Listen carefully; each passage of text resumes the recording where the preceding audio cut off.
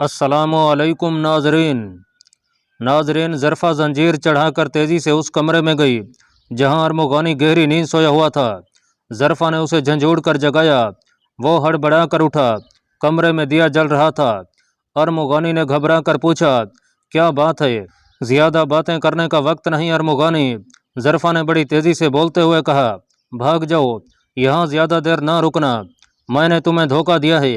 मेरा बाप मुझे धोखे का जरिया बना कर लाया था।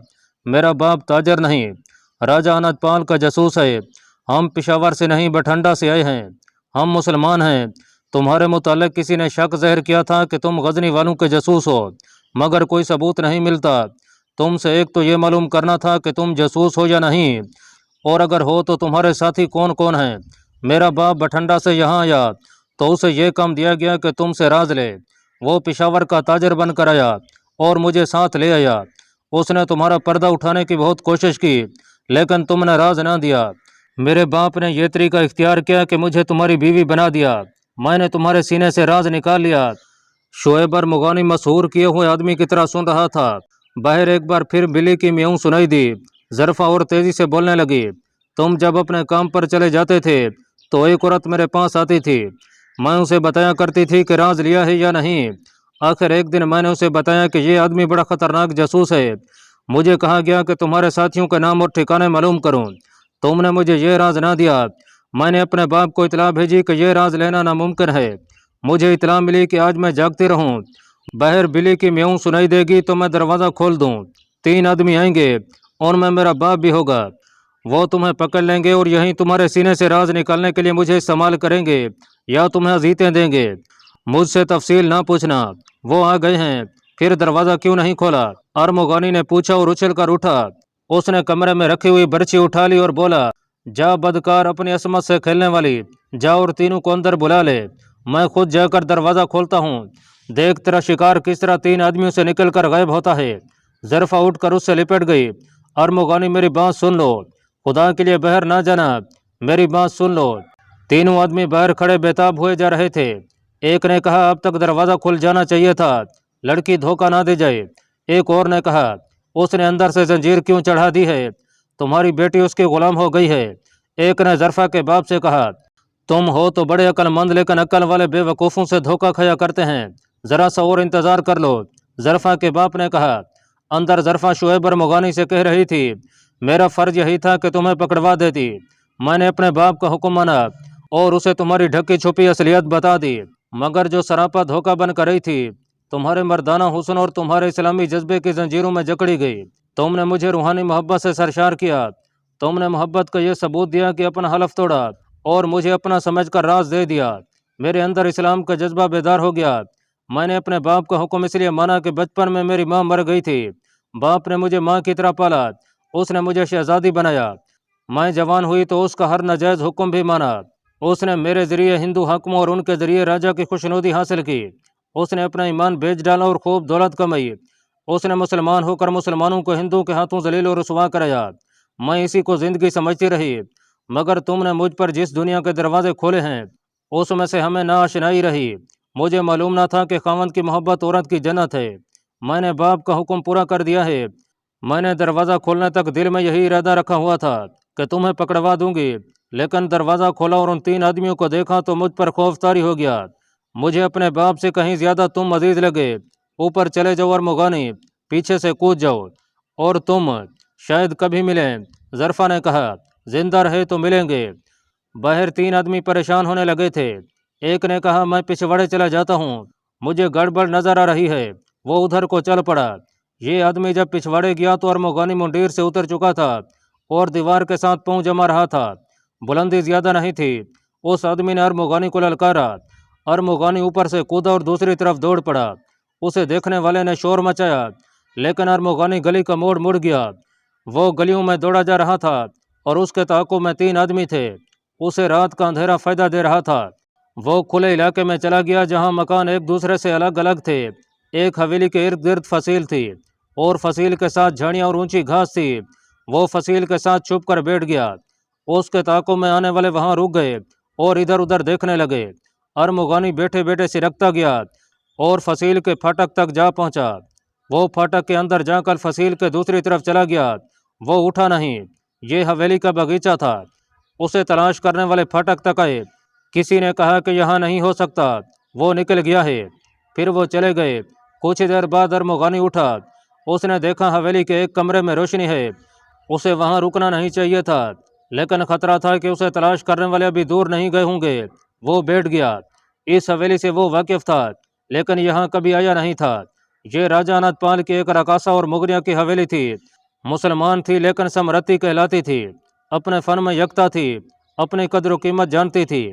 اس نے راجہ انت پال سے اپنی یہ شرط منوا لی تھی کہ وہ محل میں نہیں رہے گی، چنانچہ وہ اس حویلی میں رہتی تھی جس کے آگے چھوٹا سا خوشنما باغیچہ تھا۔ سمرتی ہر رات ہر کسی کے لیے ناچنے والی رقاصہ نہیں تھی۔ اسے اس وقت راجہ بلایا کرتا تھا جب کوئی خصوصی مہمان آیا ہوتا تھا۔ اس رات جب ارمغانی اس کے باغیچے میں چھپا بیٹھا تھا، وہ ذرا دیر پہلے راج محل سے آئی تھی۔ کسی دوسری ریاست کا راجہ آیا ہوا تھا۔ وہ آئینے کے سامنے بیٹھی تھی۔ اس کی جوانی کے چند ہی دن باقی تھے۔ اس نے اپنی بوڑھی خادمہ سے کہا، آج تو تھک گئی ہوں۔ رقاصہ جب تھکن محسوس کرے اسے شادی کر لینی چاہیے۔ خادمہ نے اسے کہا، لیکن ناچنے گانے والی سمجھتی ہیں کہ وہ سدا حسین اور جوان رہیں گی۔ باہر کتے کے بھونکنے کی آواز آئی۔ پھر ایسی آوازیں آئیں جیسے کتے نے کسی کو پکڑ لیا ہو اور اسے بھنبھوڑ رہا ہو۔ یہ سمرتی نے حویلی کی رکھوالی کے لیے کتا رکھا ہوا تھا، رات کو اسے کھول دیا کرتی تھی۔ اس کی ایسی خوفناک آواز پر سمرتی اور خادمہ باہر کو دوڑی گئیں۔ اس کا خونخوار کتا کسی آدمی پر جھپٹ رہا تھا۔ سمرتی نے دوڑ کر کتے کو پکڑا۔ کتے نے غصے میں اس کے ہاتھ پر بھی پنجہ مار دیا۔ کون ہو تم؟ اس نے اس آدمی سے پوچھا جسے کتے نے پکڑ لیا تھا۔ وہ بیٹھ گیا تھا۔ کوئی چور ڈاکو ہو؟ اگر چور ڈاکو ہوتا تو یہاں کھڑا نہ رہتا۔ اس آدمی نے کہا، میرا نام شعیب ارمغانی ہے، گھوڑوں کا استاد۔ ہاں سمرتی جی، ارمغانی نے کہا۔ یہاں کیا لینے آئے تھے؟ سمرتی نے کہا، اندر چلو، اگر تم بھاگے تو جانتے ہو کہ اس کا نتیجہ کیا ہوگا۔ ارمغانی جب اندر روشنی میں گیا تو اس کے کپڑے پھٹے ہوئے تھے۔ اس کے دونوں بازو اور ایک ٹانگ سے خون بہہ رہا تھا اور ٹانگ پر کانٹا بھی تھا۔ سمرتی نے خادمہ سے کہا، اس کے زخم دھونے کے لیے پانی گرم کرو، صاف کپڑا اور شراب لے آؤ، اس کے زخموں پر بندھو۔ شراب اور جلا ہوا سوت زخم کو بہت جلدی ٹھیک کر دیتا ہے۔ خادمہ چلی گئی تو ارمغانی نے سمرتی سے کہا، تمہارے کتے نے مجھے باغیچے میں پکڑا ہے نا، اس لیے تم مجھے چور کہہ سکتی ہو، مجھے بدکار بھی کہہ سکتی ہو، جو تمہیں اکیلا جان کر آدھی رات کو آیا ہے۔ یہاں کیوں آئے ہو؟ سمرتی کے ایک ہاتھ کی الٹی طرف کتے نے جو پنجہ مار دیا تھا، وہاں سے خون کے 2-3 قطرے فرش پر گرے۔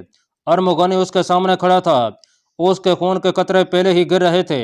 ارمغانی نے نیچے دیکھا، سمرتی کا خون اس کے خون کے ساتھ مل گیا تھا۔ اپنے خون کو دیکھو، ارمغانی نے سمرتی سے کہا، تیسرے خون کے ساتھ مل کر اس کا رنگ چمک آیا ہے۔ جانتی ہو کیوں؟ دونوں خون ایک ہیں۔ تم نے اپنے خون کو تکبر، غرور اور گناہ سے بد رنگ کر رکھا ہے۔ یہ اپنے خون سے ملا تو اپنے اصلی رنگ میں آ گیا۔ حیران ہو کہ مجھے نہ دیکھو رقاصہ، اب میں تمہیں سمرتی نہیں کہوں گا۔ تمہارا اصل نام مجھے معلوم نہیں۔ میں ہندوانہ نام سے ایک مسلمان لڑکی کی توہین نہیں کروں گا۔ میں کہہ رہا تھا کہ میرا اور تمہارا خون ایک ہے، اور یہ ان باپوں کا خون ہے جو ایک تھے، اور ہو سکتا ہے کہ میرا اور تمہارا خون ایک ہی باپ کا ہو۔ تم کوئی پاگل معلوم ہوتے ہو۔ تم جانتی ہو میں کون ہوں؟ ارمغانی نے کہا، میں تمہیں تمہارے خون کی اصلیت دکھا رہا ہوں۔ رقص اور موسیقی تمہارا مذہب نہیں، حسن اور جوانی اور تمہاری آواز کا جادو تمہاری ملکیت نہیں۔ کل پرسوں تم ان سب سے محروم ہو جاؤ گی۔ آج تم مجھے کہہ رہی ہو کہ میں چوروں کی طرح تمہارے گھر میں آیا ہوں، پھر تم دعا کیا کرو گی کہ مجھ جیسا کوئی جوان چوروں کی طرح تمہارے گھر میں آئے، مگر کوئی نہیں آئے گا۔ تم راتوں کو اس کتے کو باندھ کے رکھا کرو گی کہ کوئی تمہارے گھر آئے۔ تم دیکھنا اس کتے کے سوا اس گھر میں کوئی نہیں آئے گا۔ ایک نیکی کرو، مجھے پناہ دو۔ کیوں؟ سمرتی نے پوچھا، کیا کر کے بھاگے ہو؟ تمہیں ایک لڑکی کے اثار کی کہانی سناؤں گا۔ ارمغانی نے کہا، مجھے پناہ دو، اپنی نوکرانی کو یہاں نہ آنے دینا، اپنے زخم میں خود صاف کر لوں گا۔ اسے کہو کہ کسی کو نہ بتائے کہ میں یہاں ہوں۔ سمرتی کو خادمہ پہلے ہی کچھ ایسی باتیں کہہ چکی تھی جن سے اس کے دل پر بوجھ تھا۔ اب ایک جوان اور دلکش مرد جو اس کا قیدی اور زخمی تھا، اسے کہہ رہا تھا کہ اس کے حسن و جوانی کا جادو ختم ہو چکا ہے۔ اس کے دل کا بوجھ بڑھ گیا تھا۔ اس نے خادمہ کو یہ کہہ کر کمرے سے نکال دیا تھا کہ کسی سے ذکر نہ کرے کہ یہاں کوئی آیا تھا۔ سمرتی نے شعیب ارمغانی کے زخم اپنے ہاتھوں شراب سے دھوئے، ان پر صفوف اور کورے سود کی راکھ باندھی۔ टांग के जख्म गहरे थे। अरमुगानी ने सम्रति के हाथ का जख्म साफ किया और उस पर सफोफ रख के पट्टी बांध दी। इस दौरान अरमुगानी उसे जरफा की बात की पूरी तफसील सुनाता रहा। उसने कुछ भी ना छुपाया, झूठ ना बोला, यह भी बता दिया कि वो सुल्तान महमूद के लिए जासूसी करता है। जरफा को शायद मैंने देखा है, सम्रति ने कहा। अगर वही है तो बहुत खूबसूरत लड़की है। अगर मैं तुम्हें पनाह दूं तो मुझे उस मोहब्बत के ज़ेके से सरशार कर सकते हो। सम्रति ने कहा। मुझे भई बना सकती हो। अरमुगानी ने कहा। रूह को सरशार करना है तो दिल में बहन का रिश्ता पैदा करो। सो जाओ अरमुगानी, जख्म ठीक होने तक तुम्हें पकड़ने कोई नहीं आएगा। शुएब अरमुगानी को तलाश करने वाले मायूस होकर उसके घर चले गए। दरवाजे पर दस्तक दी तो जरफा ने दरवाज़ा खोला। उसके बाप ने उससे पूछा कि वो निकल किस तरह गया है। वो जाग रहा था। जरफा ने कहा, तुम लोग बार बार बिल्ली की आवाज़ निकलते थे, मैं तुम्हें खामोश करने को आई तो उसने देख लिया। वो बहुत चालाक और अक्लमंद आदमी है। उसने मुझसे कुछ भी न कहा, दौड़कर छत पर चला गया। फिर मुझे तुम में से किसी का शोर सुनाई दिया। यह सब तुम्हारी गलती है। मुझे इतने दिन उसकी बीवी बनाए रखा और हासिल कुछ भी न हुआ। फिर शहर और गिरदो नवाह में उसकी तलाश शुरू हो गई। 4-5 दिन गुजर गए। हर मुसलमान घर की तलाशी इस तरह ली गई कि जानवरों की खुरलियों में से चारा भी उठाकर देखा गया और मुगानी की उन्हें मुश्क भी ना मिली। नाजरीन, नगर कोट के पंडित राधा किशन को इतला मिली कि राजा अनंतपाल लाहौर वापस आ गया है, तो उसने राजा को नगर कोट बुला भेजा। कासिद के आते ही अनंतपाल ने तैयारी और फौरी रवानगी का हुक्म दे दिया। दूसरे राजों की तरह वो भी नगर कोट के मंदिर का एहतराम करता और वहाँ के हर हुक्म की तामील करता था। लेकिन अब उसकी ज़रूरत मुख्तलिफ थी। वो पंडित के हुक्म से दूसरे राज्यों से बहुत सी फौजी मदद लेना चाहता था ताकि सुल्तान महमूद को फैसला कुन शिकस्त दी जा सके। वो महाराजों वाली शान और शौकत से नगर कोट गया। उसके साथ एक काफिला था जिसमें उसका मुहाफिज दस्ता था। 10-12 पालकियाँ थीं, जिनमें से एक में उसकी अजीज तरीन रकासा समृति थी और बाकी पालकियों में उसकी अपनी और समृति की खदमाएँ थीं। समृति अपनी बूढ़ी खदमा को अपने घर छोड़ आई थी और सख्ती से कह आई थी कि अरमुगानी को एक राज की तरह छुपाए रखे। उसके साथ जो खदमाएँ थीं वो जवान लड़कियां थीं। काफिले में दीगर ज़रूरी सामान के खच्चरों के अलावा सजिंदे भी थे। राजा ने नगर कोट में मंदिर वाली पहाड़ी के दामन में एक सरसब्ज और खुशनुमा जगह कैंप लगाया। वो 4-5 दिनों के सफर के बाद वहां पहुंचा था, इसलिए थक्का ने उसे उसी वक्त ऊपर मंदिर में न जाने दिया। पंडित राधा किशन को इतला मिली तो उसने नीचे पैगाम भेजा कि वो राजा के इस्तकबाल के लिए शाम के बाद नीचे आएगा। वो शाम के बाद नीचे आया तो राजा अनंतपाल ने आगे बढ़कर उसके पाँव छुए और हाथ अपनी आंखों से लगाए। पंडित को शक होने लगा जैसे यह जंगल नहीं, किसी महाराजा का महल है। ऊपर शामियाने और इर्द गिर्द खुशनुमा कपड़े की कनातें थीं। फानूस और मशलें जल रही थीं। कालीन बिछे हुए और गौ तकिए लगे हुए थे। पंडित बैठा ही था कि पहले 4-5 लड़कियों ने रक्स शुरू किया। रक्स के दौरान पंडित ने समृति की तरफ देखा। राजा अनंतपाल से पूछा, हिंदू या मुसलमान? मुसलमान, राजा अनंतपाल ने जवाब दिया। इस पेशे में हम सिर्फ मुसलमान लड़कियों को डालते हैं। अगर इस रकासा को हम अपने मंदिर की नर्तकी बना लें तो आप इसे हमारे हवाले कर देंगे। इसकी बजाय महाराज मुझसे 100 लड़कियां ले लें। राजा अनंतपाल ने कहा, यह रकासा मुझे अपनी जान से ज्यादा प्यारी है, मैं यही सुनना चाहता था। पंडित ने कहा, मैं इसे अपने लिए नहीं ले जा रहा, मैं मंदिर में किसी दासी को भी नहीं रखता। नर्तकी को क्यों रखूंगा? इसे किशन भगवान के चरणों में कुर्बान करना है। कुर्बान करना है? राजा ने बिदक कर पूछा। हाँ राजा अनंतपाल, पंडित ने कहा, यह ख्वाहिश मेरी नहीं, ये देवताओं का इंतखाब है। ये रकासा उन्होंने मांगी है। हम लाहौर में 2 लड़कियों की जान की कुर्बानी दे चुके हैं और आपने दोनों बार शिकस्त खाई है। पंडित ने कहा, क्योंकि आपके पंडितों ने उन लड़कियों को नापाक करके ज़िबा किया था। मुझे ख्वाब में किशन मरारी का इशारा मिला था कि कुर्बानी उस लड़की की दो जो रक्स में बेमिसाल हो, हुस्न में बेमिसाल हो, बूढ़ी ना हो, नौजवान भी ना हो, और वो जिसके पास हो उसे इतनी अजीज हो कि किसी कीमत पर किसी को देने पर रजामंद न हो सके। मैं बहुत अरसे से ऐसी रकासा को ढूंढ रहा था, मुझे मिल गई है। मैं हिंदू धर्म की फतह चाहता हूँ। मैं तुम्हें देवताओं के कहर से बचाने की फिक्र में हूँ। राजा अनंतपाल नगर कोट के पंडित की हुक्म अदुली नहीं कर सकता था। पंडित ने उसके साथ सुल्तान महमूद पर हमले की और हिंदुस्तान से मुसलमानों को निकलने की वही बातें की जो वो बहुत दिन पहले दूसरे महाराजों से कर चुका था। उसे भी पंडित ने वही मशवरा दिया कि मुसलमानों को पिशावर से आगे जहां राजा जयपाल ने शिकस्त खाई थी, ललकारो और उसे शिकस्त देकर लुमगान के सिलसिला कोह में घुस जाओ। आगे गजनी है, गजनी की सल्तनत को हमारी फौजों से बचाने वाला कोई ना होगा। भीरा और मुल्तान का क्या बनेगा? राजा अनदपाल ने पूछा। दोनों शहरों की मुसलमान फौज हमारी कैदी होगी। पंडित ने कहा। आप चले जाएं, राग रंग को भूलकर जंगी तैयारी करें। तमाम रियासतों की फौज आपके पास लाहौर पहुंच रही है। अगले रोज राजा अनदपाल ऊपर गया और मंदिर में पूजा पाठ करके वापस आ गया। समृद्धि को पंडित रात को ही ले गया था। राजा अनदपाल उसे देख भी ना सका। पंडित राधा किशन समृद्धि को पहाड़ी पर मंदिर में ले गया। वो खामोशी से उसके पीछे चली जा रही थी। उसे मालूम नहीं था कि उसे ज़िबा करके उसके खून से किशन मरारी के बुत के पांव धोए जाएंगे। उसे जब पंडित तहखाने के एक कमरे में ले गया जहां फर्श पर कलीन और कलीन पर बिस्तर बिछा हुआ था, तो समृद्धि ने पंडित से पूछा कि उसे यहाँ क्यों लाया गया है। हमसे अभी कुछ ना पूछो, हम तुम्हें देवी का दर्जा देंगे, तुम्हें गंगा जल में नहलाएंगे, तुम्हारे सारे पाप झड़ जाएंगे। समृद्धि की हंसी निकल गई। वो कुछ देर हंसी रही और पंडित उसे देखता रहा। उठो नर्तकी, पंडित ने उसे हाथ लगाए बगैर कहा। उठो और बताओ कि तुम क्यों हंस रही हो। समृद्धि कोई शरीफ औरत नहीं थी, जिस्मों से खेलना जानती थी। पंडित जी महाराज, मेरा कोई मजहब नहीं, मेरा कोई मजहब रहने नहीं दिया गया।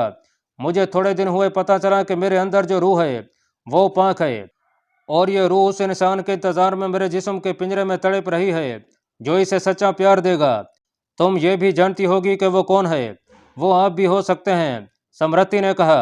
वो कोई आपसे ज्यादा बूढ़ा भी हो सकता है, वो कोई ऋषि कोई मौलवी भी हो सकता है वो किसी कुटिया में रहता हो, वो किसी महल का बांसी भी हो सकता है। क्या आपके पास गंगा जल में धुला हुआ प्यार नहीं है? पंडित यूं चौंका जैसे उसे किसी ने बड़े प्यारे ख्वाब से बेदार कर दिया हो। वो जो दावा करता था कि उसकी जिंदगी औरत से खाली रही है और खाली रहेगी, वो अपने आप में नहीं था। वो किस यानी सी हंसी हंस पड़ा और कदरे हक लाकर बोला, क्यों नहीं, एक पुजारी से तुम्हें पाप नहीं प्यार मिलेगा। पंडित उठा और यूं कमरे में टहलने लगा कि उसका सर झुका हुआ था। समृद्धि उसे देख रही थी। अगर मैं तुम्हें महाराज अनदपाल से हमेशा के लिए मांग लूं तो क्या कहोगी? यही कि पहले मैं एक राजा की मलकियत थी, अब नगर कोट के पुजारी के पिंजरे में आ गई हूँ। समृद्धि ने जवाब दिया।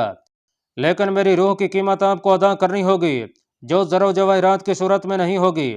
उसने अपने गले में पड़ा हुआ बेशकीमत हार गले से जोर से नोचा और उसे एक बेकार चीज की तरह पंडित के पांव में फेंक दिया। उंगलियों से हीरों वाली अंगूठियां उतार फेंकी और बोली, इन्हें अपनी गंगा में बहा दें। पंडित ने झुककर ये चीजें उठाई और आहिस्ता से उसके आगे रखकर कहा, आराम से सो जाओ, हम सुबह आएंगे और गंगा किनारे चलेंगे। नाजरीन, राजा अनदपाल लाहौर चला गया। वो ज्यादा दिन परेशान न रह सका क्योंकि दूसरी रियासतों की फौजें लाहौर में आने लगी थीं। उनमें कनौज, ग्वालियर और अजमेर की फौजें थीं। कलंजर की फौज को लाहौर भेजने की बजाय पेशावर की तरफ रवाना कर दिया गया था।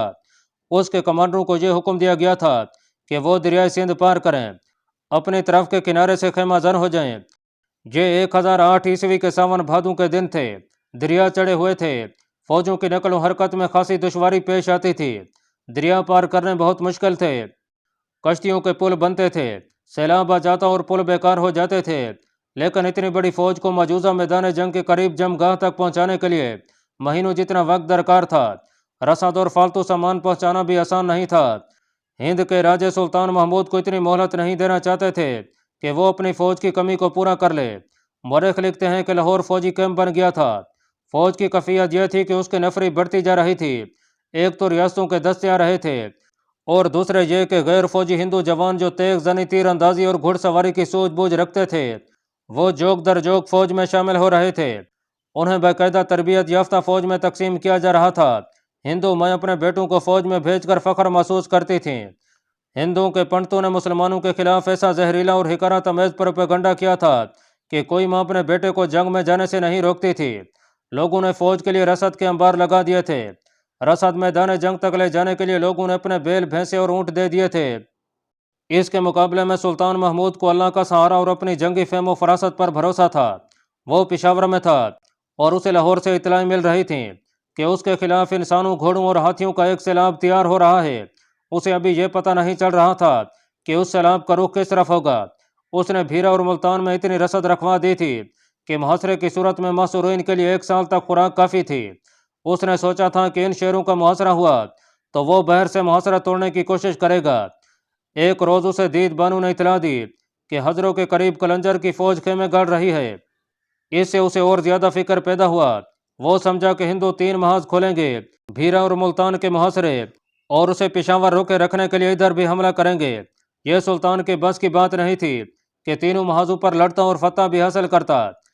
फिर एक रोज यूं हुआ कि हिंद की मुतहिदा फौज सैलाब की तरह चल पड़ी। उसका रुख पेशावर की तरफ था। लाहौर और गिरदोनवा के हिंदू ने फौज को दरियाई रावी इस तरह पार कराया जैसे हर एक सिपाही को कंधों पर उठाकर पार कर दिया हो। दरिया में तुगयानी थी, कश्तियों के 2 पुल बनाए गए थे।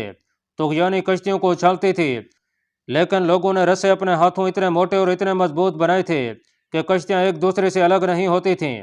मुसलसल 3 दिन और 3 रातें फौज दरिया पार करती रही। रस्सा से लदी हुई बैलगाड़ियों को लोग धकेलते थे ताकि बैल थक न जाएं और तेज चलें।